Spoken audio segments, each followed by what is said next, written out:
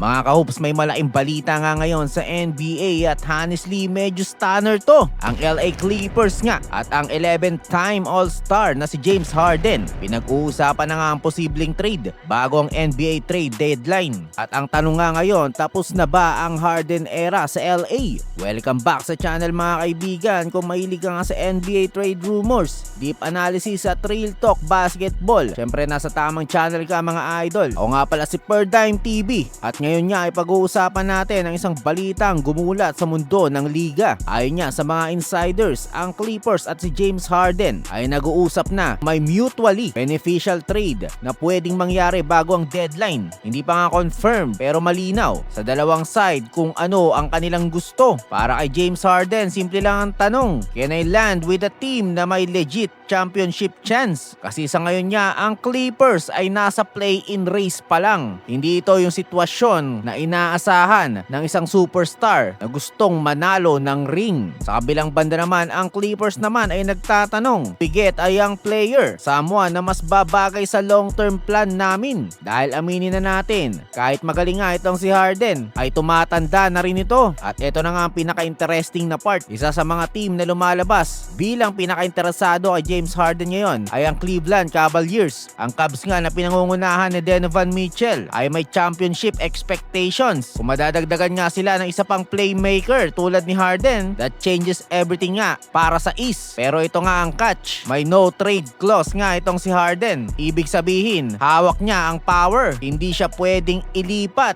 kung ayaw niya. Grabe talaga tong si Harden mga idol. Pero syempre mga kahoops, kung gusto nyo nga ng ganitong NBA updates at breakdown, papindot naman ng like button at mag-subscribe kayo para updated tayo sa trade deadline chaos. Malaking tulong nga ito para sa channel natin. Pero kayo, ano sa tingin nyo? Dapat bang i-trade ng Clippers itong si Harden? At bagay ba siya sa Cleveland Cavaliers? Comment down below dahil gusto kong makarinig ng inyong opinion.